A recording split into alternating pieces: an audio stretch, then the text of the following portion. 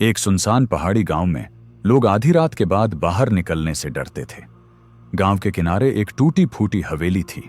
लोग उसे मारिया का घर कहते थे। कहा जाता था कि उस हवेली में कभी मरिया नाम की एक युवती रहती थी। मरिया का अतीत। मरिया बेहद सुंदर लेकिन रहस्यमयी लड़की थी।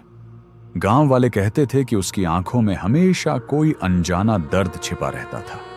कुछ लोगों का मानना था कि वह गुप्त तांत्रिक विद्या सीख चुकी है।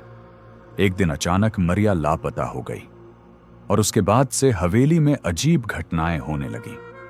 हवेली का श्राप कहा जाता है कि जिसने भी हवेली में कदम रखा उसे आधी रात को मरिया का चेहरा दिखता। सफेद गाउन, लंबे खुले बाल और खून से भीगी आंखें। लोगों के अनुसार वह अब एक भटकती आत्मा बन चुकी थी जो अपनी मौत के रहस्य का बदला लेना चाहती थी। 4 दोस्तों की गलती सालों बाद 4 कॉलेज स्टूडेंट्स रोमांच के लिए गांव आए। उन्होंने गांव वालों की चेतावनी अनसुनी कर दी और हवेली में रात बिताने का फैसला किया। रात के 12 बजते ही हवेली के दरवाजे अपने आप बंद हो गए। दीवारों से फुसफुसाहटें आने लगीं।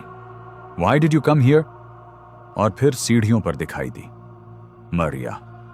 सच्चाई का खुलासा डर और अंधेरे के बीच दोस्तों ने पाया कि हवेली की तहखाने में एक पुरानी डायरी पड़ी है।